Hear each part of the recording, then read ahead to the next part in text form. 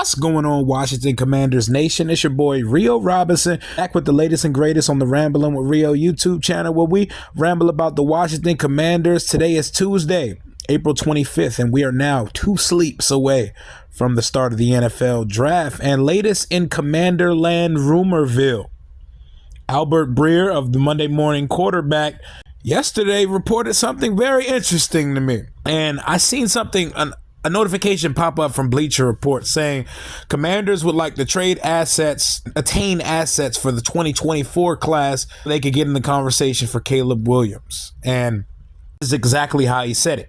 I and most teams would be very surprised if the Commanders took a quarterback, to the point where some have speculated the team could move capital into 2024 to ready a run for DC area native Caleb Williams out of USC, the Heisman Trophy winner.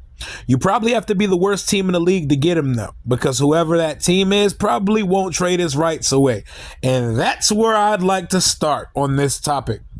It sounds good to say I want to gain as many assets as possible for next year's class so I can have me a Caleb Williams or Drake May.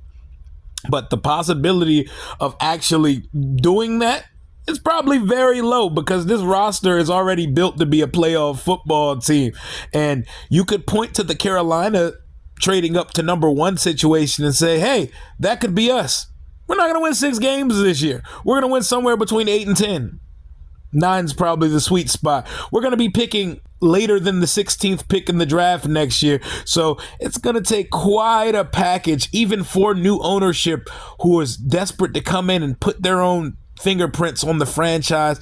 It just seems like a very drastic move to expect Caleb Williams or us to have a realistic shot at the Heisman Trophy winner. But I get the vision, though.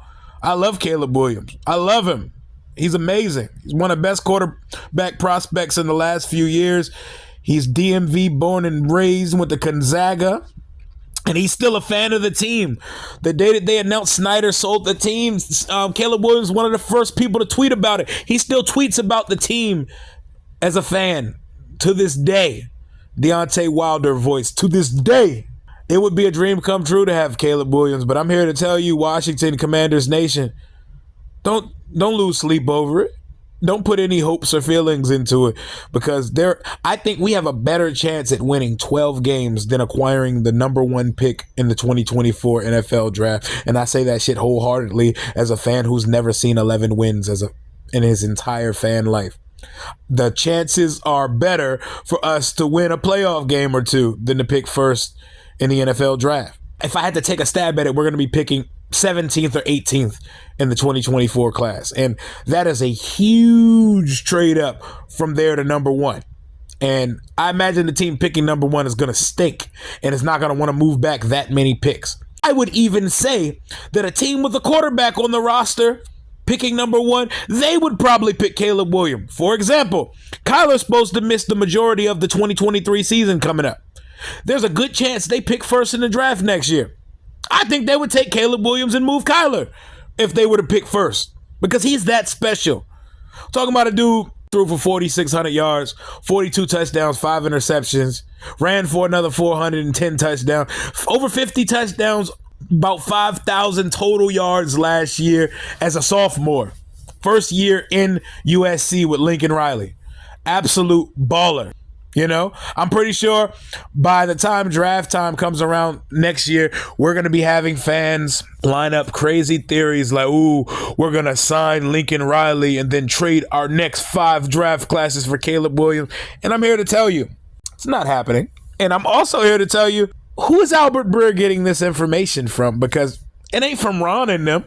Ron is most likely, according to historic data, once owners buy new teams, Ron is probably not going to be here next year. So why the hell would he be thinking about or looking into the 2024 QB class? What are we talking about here? And for those that say, Rio, Ron is definitely going to be kept because he may have a good season this year, I'd like to reference you to the last 5 times. Yes, I said 5 times that ownership has changed hands in the NFL and how those coaches fared. Shout out to my guy, Kyle Smith for GM on Twitter of SB Nation Hogs Haven. They posted this article called "How Long Has It Taken NFL Owners to Fire Head Coaches?" Because we're going to paint this picture using data and historical figures as to how this situation's going to play out. Because when people buy new businesses, they put the people of their choice and their liking in positions of power after some time period of evaluation. And the 2023 season is going to be the evaluation. So the last 5 times new ownership came in. 2022, the Denver Broncos, owned by the Walmart family, Rob Walton and company. The sale was finalized for the team on August 9th. Head coach was Nathaniel Hackett. Hackett was ass. They fired him the day after Christmas. He was employed on the job for 139 days. 139 days. Hackett was ass, so that situation is different from Ron Rivera. It goes to show you, owners do not have patience for guys they didn't hire. They don't have to keep what they inherited. They do not. But they're going to put their own fingerprint all over the organization from the top to bottom organizational structure. 2018. Ron is actually the outlier in this situation. He lasted longer than all the other coaches in this situation, and even he got fired. David Tepper finalized his sale for the Carolina Panthers on July 9th, 2018. Riverboat Ron was the coach. Ron finished a full season as the Panthers coach and then was fired mid-season on December 3rd, 2019. He was fired after Washington went to Carolina and Darius Geis and them boys put the stomp on them boys in Carolina. He was fired after that and ended up getting the job here. How ironic, but Ron lasted longer than all these other guys, and it didn't take 2 years for them to get him up out of here. Buffalo Bills, 2014. New owners, Kim and Terry Pagula. Bought the team on October 10th, 2014. Doug Marrone was the head coach. He was up out of there on the last day of the year, December 31st. It was on the job for 82 days. The 2012 Cleveland Browns. New ownership, Jimmy and Dee Haslam. Bought the team on October 25th, 2012. Pat Shurmur was fired on December 31st, 2012, on the job for 67 days. Jacksonville Jaguars, 2012. Shahid Khan bought the team January 4th, 2012. Mike Mularkey got 1 year on the job, 371 days. He was fired January 10th, 2013. So a year and some change is the longest a head coach lasts under new ownership.